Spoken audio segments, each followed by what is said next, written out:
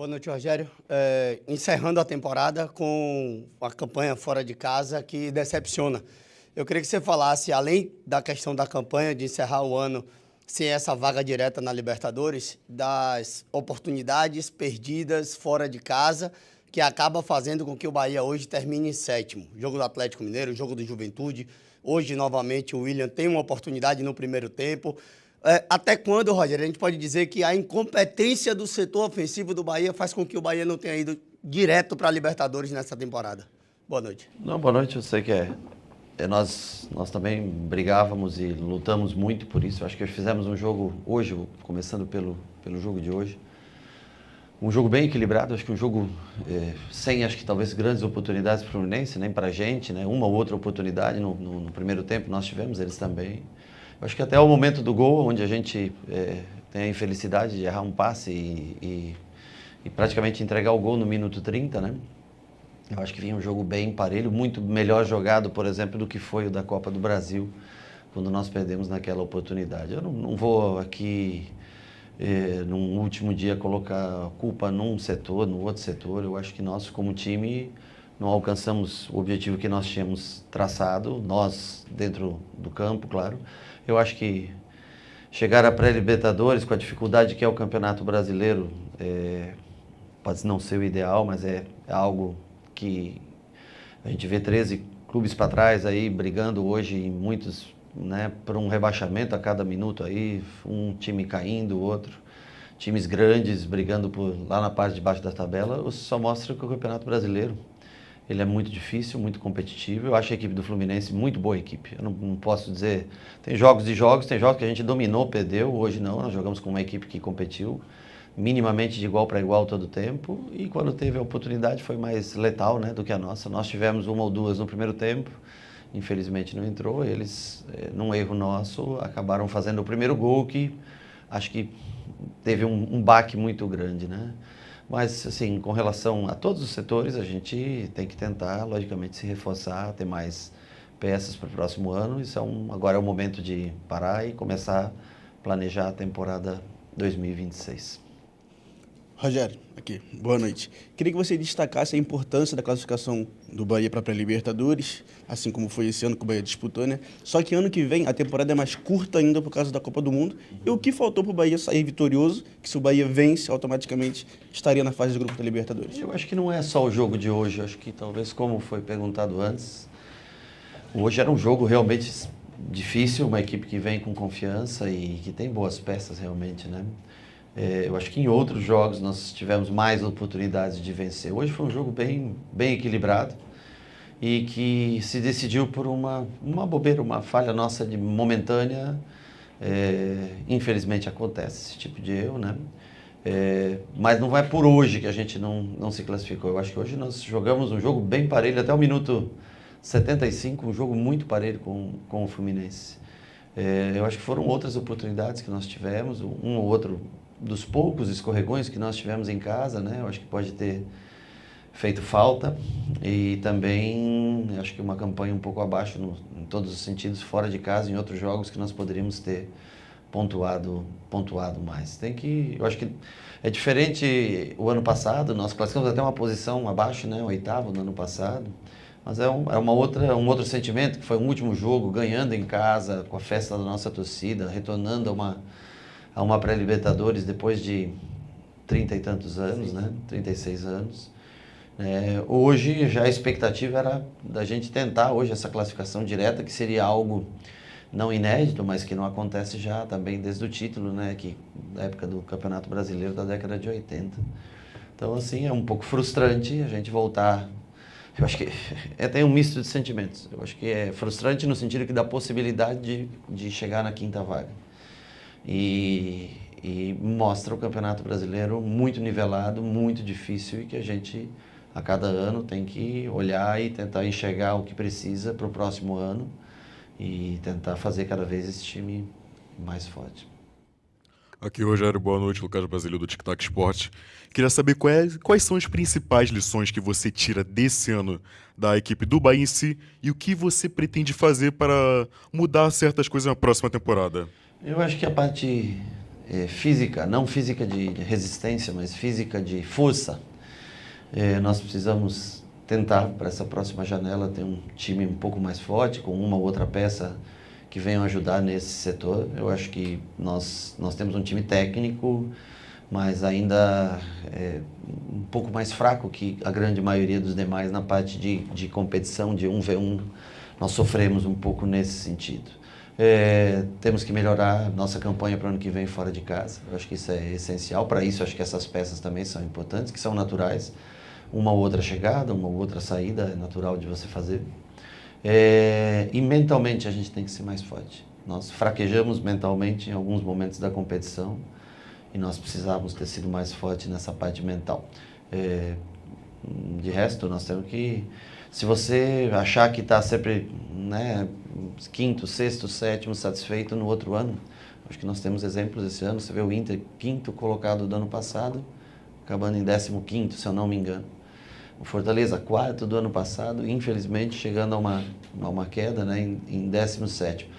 O futebol brasileiro é muito dinâmico. O ano anterior, ele não garante o teu futuro no próximo. Nós temos que começar a pensar desde já o que a gente pode fazer para tornar esse time mais forte para o ano de 2026, mais competitivo, porque é um ano que começa já em janeiro e, no nosso caso, começará em fevereiro a pré-Libertadores, intercalado aos Jogos de Campeonato Brasileiro. Então, se não tem assim... Antes nós tínhamos muito Campeonato Baiano e Copa do Nordeste, que são jogos num nível técnico um pouco mais baixo, né? Agora a gente vai ter que reforçar bem nosso time, porque é um jogo difícil do fim de semana, aliado a um jogo eliminatório de um meio de semana. Então, eu acho que é um pouco mais complicada a pré-Libertadores desse ano, independente dos adversários, que eu nem sei quais são, mas é um pouco mais complicado do que no ano passado. Desculpa, nesse próximo ano do que no início deste ano. Boa noite, professor. Eu gostaria que o senhor fizesse um balanço dessa temporada de 2025 e onde que o Bahia acertou no ano e quais foram os erros. Deixa eu te falar, eu já fiz acho que um balanço aqui durante praticamente todas as perguntas eu tentei fazer. Eu acho que de bom fica os 2 títulos regional e estadual que nós conquistamos. A experiência de uma fase de grupo da pré-Libertadores foi excepcional, contando com a presença do público, incentivando. A Copa Libertadores, infelizmente, nós não conseguimos a classificação entre os 2 primeiros do grupo. A Copa do Brasil, caímos diante de um jogo muito ruim que nós fizemos.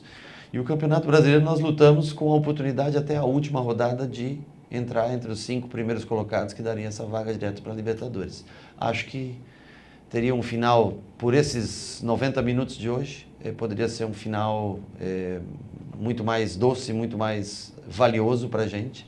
Infelizmente, o jogo de hoje ele condiciona, né, uma avaliação, às vezes até mais negativa do que foi, pelo fato da gente não conseguir diretamente ir para a Libertadores. Vamos descansar agora, vamos voltar à pré-temporada a partir do dia 5 de janeiro e se preparar, conversar o que é a gente possível fazer para se reforçar cada vez mais e começa tudo de novo em janeiro. A gente tem que dar um jeito primeiro de voltar às fases de grupo de Copa Libertadores e se manter firme no Campeonato Brasileiro, porque uma distração que você tem, um momento de baixa que você dá, o dia de hoje está aí mostrando o quanto é difícil você se manter vivo nessa competição. Rogério, boa tarde, noite. Na partida contra o Sport, nos bastidores do clube, você falou que hoje a gente não podia sair daqui com a sensação que não deram o melhor em campo, né? Que os jogadores não poderiam sair de campo hoje sem ter dado o melhor. Como é que você avalia o primeiro tempo do Bahia, que foi muito bem, inclusive, com boas chances, e a queda no segundo tempo? Eu acho que não teve queda no segundo tempo. Eu acho que o jogo foi parelho até o momento que nós erramos no gol. Ou seja, até o minuto 75 foi um jogo bem parelho. Você viu, a torcida do Fluminense estava impaciente no intervalo, já uma mistura de vaia com... né? Eu acho que não se sentiu confortável. O gol, ele condiciona realmente os últimos 15 minutos do jogo. Aí eu posso te dizer que os últimos 15 minutos do jogo, a gente deu um pouco mais de espaço, eles tiveram a oportunidade do segundo gol, tiveram outras oportunidades de contra-ataque, porque nós tivemos que nos lançar à frente, né? Mas acho que uma postura bem melhor, se eu for ser honesto com você, do que foi o último jogo aqui. Uma postura melhor que em outros jogos, mas não o suficiente para vencer o Fluminense aqui hoje. Rogério, o que é que dessa temporada Tá pingando, né? Ó, o que é que você leva de aprendizado para o ano que vem? O grande trabalho dentro de casa ou essa campanha fora para que ela não ocorra em 2026? Então, o que eu levo, são 80 jogos que a gente tem como parâmetro, né? E que a gente pode analisar o que faltou para a gente, né? Qual o tipo de atleta, de situação, em que momento do ano as coisas se afunilaram e a gente sofreu mais. Eu acho que as lesões também que a gente teve, né? No ano, em determinado momento, se você analisar a última vez da Copa do Brasil aqui, nós não tínhamos Ademir, nós não tínhamos Pulga, nós não tínhamos Lúcio e nós não tínhamos Thiago, que se lesionou. Então, assim, do setor ofensivo só, né? Naquele dia nós tínhamos pouca opção, porque foi um momento que coincidiu das lesões e tudo, talvez pelo pico do campeonato, né, de brasileiro com as fases mata-mata. Eu digo, é difícil, porque são todos jogos pesados. Na Libertadores é pesado, no Brasileiro são 38 rodadas pesadas. A pré-Libertadores, a pressão psicológica, ela é muito grande, né? Então nós vamos ter que, eu acho que com a experiência desse ano, aliado ao que a gente pode somar para o ano que vem, tentar ter um início de ano, um alerta desde o início do ano. Eu acho que muda muito jogar uma pré-Libertadores dentro do Brasileiro ou dentro do Campeonato Baiano. Eu acho que muda bastante isso. E vamos ter que estar atento para, dentro das possibilidades que o grupo tem, investir naquilo que a gente julgar necessário. Rogério, você sempre fala que é um cara que quer provar sempre, todo dia, alguma coisa importante em relação à sua carreira como profissional. Eu queria que você falasse da ambição para o próximo ano. Eu sei que é muito cedo para falar sobre isso, mas diante de todas essas nuances de pré-Libertadores e ainda assim um calendário um pouco apertado no começo da temporada, como é que você avaliaria para a próxima temporada o tamanho da sua ambição para o Bahia? A minha ambição é sempre... O que eu falo para você é que eu não sou uma pessoa que... não, eu já fiz, já conquistei e aqui o meu espaço está aqui. Não, eu acho que todos nós... Isso não serve para mim, não. Para todos que trabalham lá dentro, que a gente tem que querer crescer a cada ano, querer caminhar um passo à frente cada ano, né? E eu só acho que é um ano mais concorrido, mais disputado do que foi esse passado, pelo Campeonato Brasileiro se iniciar no dia 28. Então nós começamos a pré-temporada no dia 5, vamos ter 23 dias até a estreia do Campeonato Brasileiro, pouco depois nós temos estreia da pré-Libertadores e vamos tentar trabalhar, usar alguns jogos do Campeonato Baiano como preparação para início de campeonato brasileiro. Em outros, vamos usar um time mais jovem para fazer essa competição, para que a gente faça o melhor preparativo possível. Esse ano vamos fazer a nossa pré-temporada no CT, lá em Salvador, não vamos viajar. Preparar o time para a dificuldade que normalmente começa em março, por aí, né, que são as finais das competições regionais, e preparar para o ano que vem, que começa no fim de janeiro. Então, ao invés do final de março, onde você tem finais, onde você começa a Copa do Nordeste, mata-mata, onde você começa jogos importantes de Campeonato Brasileiro, esse ano a gente adianta para janeiro. A preparação é mais curta, objetiva, e acho que todos têm que estar com a cabeça, com o espírito voltado para fazer o Bahia subir mais um degrau no próximo ano. O Bahia tem interesse em contar com o Ronaldo a partir do ano que vem. Ele foi muito elogiado na nossa transmissão, fez uma grande defesa hoje. Eu queria que o senhor falasse o quão importante foi o Ronaldo para o ano do Bahia. Olha, eu acho que ele ajudou muito. Ele chegou com certa desconfiança, como a maioria dos jogadores que já não têm uma carreira consagrada chegam nos seus clubes, né? Foi importante no crescimento final do time. Ele acho que evoluiu bastante com o jogo com os pés. Fez defesas importantes em vários jogos que nos garantiu pontos importantes. E aí essa parte aí com a direção sobre isso, o Cadu está aqui, vocês podem perguntar no sentido da continuidade, não, compra, essa fica para a parte administrativa.